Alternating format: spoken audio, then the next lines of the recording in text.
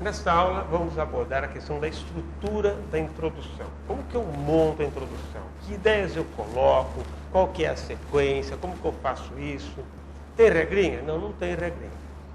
É óbvio que dá para elaborar algumas regrinhas, mas sua introdução ficará sempre aquém da excelência.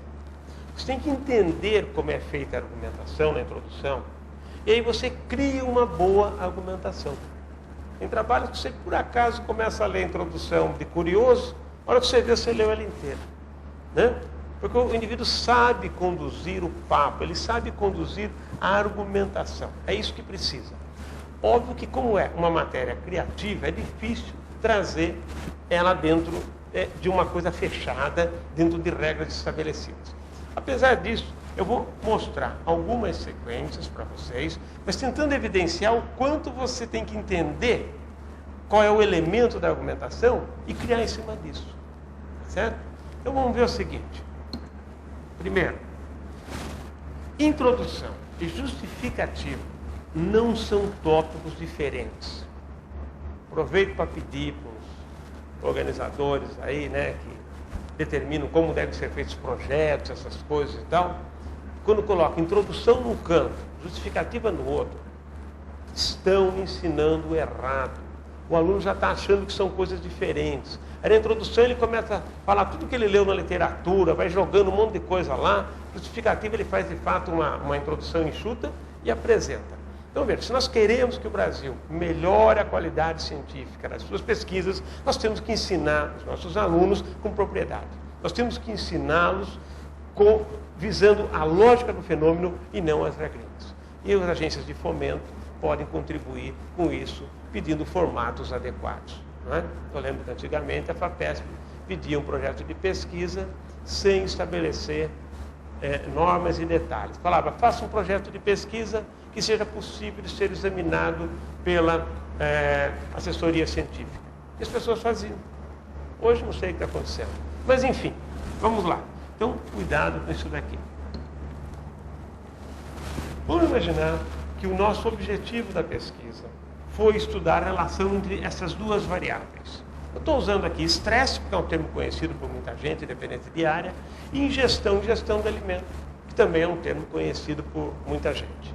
E estamos supondo que o estresse que o indivíduo está submetido reduza a sua ingestão de alimento. É uma suposição, é uma hipótese, não me importa se está correto, se está errado. Tá? Esse é o objetivo do seu trabalho. Podiam ser quaisquer outras variáveis que você estivesse trabalhando em outras relações. Ok? Você vai generalizar para a sua área. Então veja bem, como que a gente vai fazer isso daqui? A primeira alternativa, eu vou escrever 3 introduções. A primeira delas, eu vou enfatizar a variável ingestão. Por quê? Vamos dizer que eu tenho motivos. Por exemplo, a revista que eu vou mandar publicar, ela trabalha mais com ingestão do que com estresse. Ela é mais ligada à segunda variável do que à primeira. Ou a minha linha de pesquisa está mais voltada à segunda do que à primeira. Então eu resolvi fazer um artigo enfatizando isso, e o tema da minha pesquisa está enfatizando ingestão. Ok? Perfeito. Como que eu poderia fazer isso? Poderia iniciar dizendo o seguinte: a importância de estudar fatores que afetam a ingestão. Porque o que eu estou estudando aqui? Um fator afetando a ingestão. Como é a vedeta, eu começo por isso. Por que é importante estudar esses fatores que afetam a ingestão? Mas eu falo da ingestão, começo falando da ingestão. Certo? Em seguida, eu passo agora a dizer por que desses fatores você escolheu este, o estresse. Tem que ter um motivo. Não pode ser chutar, eu resolvi porque eu resolvi. Não. Principalmente projeto, hein? Artigo ainda dependendo do que deu, ainda tudo bem. Mas em projeto de jeito nenhum. Né? Por que este? Agora uma terceira justificativa que tem que estar aí dentro. Por que redução? Veja, você não está estudando variáveis. Você está estudando relação entre elas neste caso. Então, por que você espera que o efeito seja este e não um aumento da ingestão? Isso tem que ser justificado, você tem que ter elementos para isso, certo? E agora sim você apresenta o seu objetivo. Se você fizer esse tipo de introdução, o que vai acontecer? Uma regrinha prática que eu passo para vocês, já que gosto de regrinha prática, vai uma aqui. Se você quiser saber se a tua introdução está boa, escreva ela, retire dela o objetivo, Apresente a sua introdução para um colega inteligente e peça para ele lhe dizer qual é o seu objetivo. Se ele, lendo aquela introdução, sem ter o objetivo, adivinhar o seu objetivo, a introdução está muito boa. Se ele errar, você tem que reescrever a introdução. Ou, quem sabe, trocar de colega. Mas, enfim, são alternativas, né? Apresente o seu objetivo. Vamos agora fazer o mesmo objetivo, fazer uma outra introdução, só que enfatizando o estresse. Você só vai mudar o começo dessa introdução. O fim é o mesmo. Ok? Dentro desse formato que a gente adotou. Vou ressaltar o estresse. Então eu posso dizer, comentar sobre a importância, motivos, razões para estudar efeitos do estresse. Eu estou estudando efeito disso. Se o estresse é verdade, aquilo lá passa a ser um efeito. Eu estou estudando os efeitos do estresse. Agora, novamente, eu tenho que justificar o quê? Por que esse efeito? Então, por que o efeito do estresse na ingestão? Primeiro passo. Agora, o segundo passo. Por que redução? Por que é na ingestão e por que reduz? Aí você caracteriza o efeito do estresse. E, por fim, apresenta novamente o seu objetivo. Então, essa é uma segunda forma para você fazer. Tá? É óbvio que você pode ter 1000 alternativas, você pode começar pelo seu objetivo e justificar depois. Não precisa fazer nesse jeitinho e terminar com o objetivo. Começa só nesse estudo, nosso objetivo é esse. E agora você vai explicar por quê. Você só inverte essa sequência. Veja, você é mais livre do que parece dentro da redação científica. Você só não pode ferir a lógica.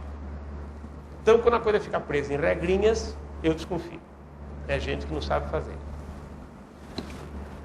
Mas você pode tentar fazer isso daí. Aqui nós falamos de um tipo específico. Em outros tipos de pesquisa. Pode tentar fazer isso também numa pesquisa descritiva, uma pesquisa apenas da associação, como nós vimos já no curso, os 3 tipos lógicos de pesquisa. Vamos ver como que seria isso. Ó, pesquisa descritiva, pesquisa que tem essa associação entre variáveis, porém sem uma interferir na outra. E pesquisa que tem essa associação entre variáveis, supondo que uma está interferindo na outra. Tá? A argumentação que você desenvolve tem que ser voltada para esses tipos lógicos. Se é descritiva, por que você quer descrever? Quais as razões? Me convença, escrevendo, por que é importante descrever isso. Uma ressalva. Dizer que não foi descrito ainda não é um bom argumento. Porque pode ser que não tenha sido descrito porque não interessa descrever. Então você tem que dizer, olha, é importante que se descreva isso por causa disto, disto e disto. E não foi ainda descrito. Agora sim justificou seu trabalho. Tá? Pode ser que já tenha sido descrito. Mas você vai descrever com uma técnica diferente. Qual é a novidade do seu trabalho? Olha, foi descrito, sim, mas eu estou colocando uma técnica nova que ela pega muito mais coisas, não sei o quê, e eu vou então redescrever esse fenômeno, só que usando essa nova técnica. Pode ser, inclusive, que já tenha sido descrito com a técnica mais upgrade que existe, mas foi descrito numa condição diferente daquela que você se propõe a descrever. Olha, foi descrito em europeus, eu quero descrever em brasileiros. Mas aqui sim toma cuidado, porque é uma questão de nuance, você muda a sua lógica. Tá? Você não está querendo saber o efeito do continente europeu ou brasileiro sobre o que você quer descrever.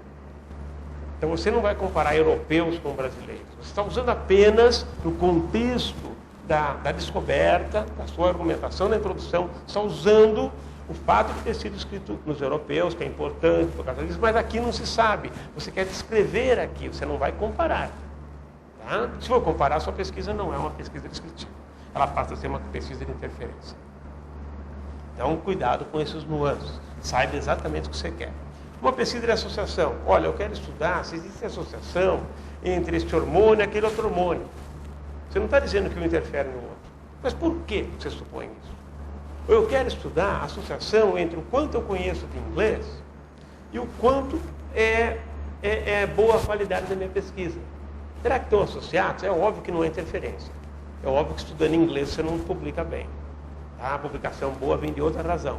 O inglês ajuda, mas ele não é a causa daquilo e nem um fator interferente, né, necessário. Mas deve ter alguma outra causa por trás. Não estou discutindo isso. Né? Isso nos meus livros eu já esmiucei essa questão. Veja, mas tem associação. Por que está supondo associação entre elas? E por que é importante estudar essa associação? Ok? E de interferência, o exemplo é esse que a gente usou da questão do estresse e da ingestão. Então veja que a lógica da pesquisa, ela determina elementos da sua construção argumentativa dentro da introdução. Né? Então é muito importante você olhar para esses 3 pontos. E veja o seguinte, todo mundo fala, mas eu tenho que pôr a importância do estudo? Bom, é óbvio que o seu estudo tem alguma importância. Eu só quero ressaltar uma coisa aqui. Hoje em dia se fala muito em importância prática. Parece que um estudo que não tem importância prática não presta. Parece que se não for atingir a sociedade, não presta. Se não for gerar dinheiro, não presta. Não é isso. Há estudos que no momento não têm uma aplicação, mas que se não forem feitos hoje, daqui 20 anos, daqui 30 anos, nós não teremos o desenvolvimento necessário em certas áreas. A história da ciência é repleta de exemplos assim. Se o Mendel não ficasse brincando com as ervilhas lá, brincando uma hora de dizer, porque ele estava investigando, aquilo lá na época não tinha nenhuma grande aplicação, nós não teríamos o impulso que a genética teve, ou seja, estaríamos atrasados alguns anos. E aí você pode ver a repercussão social. Então nós não podemos ser imediatistas, não podemos achar que a ciência do estudo tem a ver. Olha, eles pagam, já que eles pagam eu tenho que dar de volta, de favores, ou troca de bens. Né? Olha, ele me deu dinheiro para fazer pesquisa, agora eu faço e pago isso daqui lá. Não é isso. Eu acho que o espírito humano, ele faz ciência por uma questão um pouco mais ampla. Óbvio que, se você tem motivos e razões para resolver questões práticas, por que não resolvê-las? Se você pode devolver para a sociedade, por que não devolver? Mas não é toda a ciência que tem que ficar amarrado a isso, e me preocupa quando essa questão da praticidade da pesquisa acaba direcionando seleção de projetos por agências de fomento. Isso me preocupa. Vamos fazer agora uma introdução um pouquinho mais ousada. Essa introdução não serve para projeto. Serve para uma tese, para um TCC, para uma monografia, que seria um TCC, para um artigo. Tá? Um pouquinho mais ousado. Você faz assim. Você já terminou o seu estudo inteiro, coletou dados e tal, você tirou uma conclusão. Esse era o seu objetivo. E você viu que de fato tem esse efeito. Então o que você faz? Você vai ressaltar a conclusão do seu trabalho. Você não vai ressaltar nem estresse, nem gestão. A conclusão, voltada para a variável que você preferir. Tá? Então você pode começar a sua introdução apresentando a sua conclusão. Olha, nesse estudo nós demonstramos que o estresse reduz a ingestão. E por que você faz essa proposta na introdução? Porque você está partindo do seguinte pressuposto, que o indivíduo, conhecendo a sua conclusão, ele talvez tenha mais chance de ler o seu trabalho.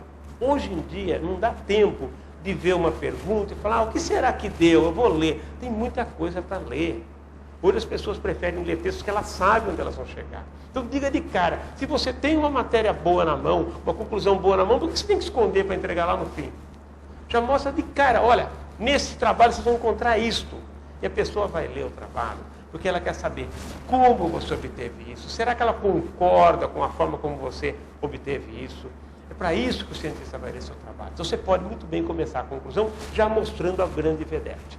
E é por isso que em muitas revistas de altíssimo nível você encontra este formato. Depois que você fez isso, aí sim você pode dizer por que você estudou isso, né, mostrar os seus motivos, contextualizar isso no ambiente teórico maior, e aí eventualmente até falar um pouquinho de alguma implicação desse achado.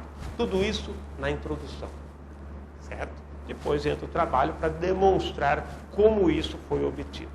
Então isso pode ser feito. Como eu falei, no caso de projeto, vocês têm que tomar alguns cuidados. Primeiro, não dá para fazer um projeto começando com a conclusão, senão não precisa desenvolver o projeto, evidentemente. Ele já está feito. Você tem só um objetivo.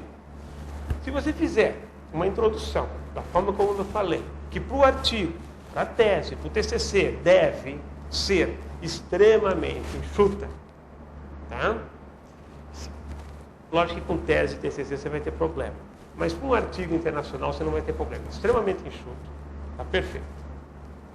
Um projeto, geralmente, ele não está indo para o exterior. Ele está indo aqui o nosso meio. Como nós temos o vício de achar que quem escreve muito é bom, quem escreve pouco é ruim, ou quem publica muito é bom e quem publica pouco é ruim, então nós temos que tomar cuidado. Se você fizer no seu projeto uma introdução extremamente enxuta, embora perfeita do ponto de vista lógico, você terá grande chance de ser negado. E provavelmente a crítica vai ser assim: ah, mas não deve saber muito do assunto. Isso é um problema de brasileiro, tá? Não está correto, mas para você evitar esse problema, então no projeto você vai ser obrigado a florear um pouquinho mais, dizer que você leu, mostrar que você conhece a área, as pessoas vão achar que está bom. É lógico que eu estou sendo irônico, mas vocês têm que entender que enquanto o pano de fundo não mudar, você vai ficar dando murro em ponta de faca, se você fizer certinho e submeter para pessoas erradas. Então tome esse cuidado com o projeto, ok?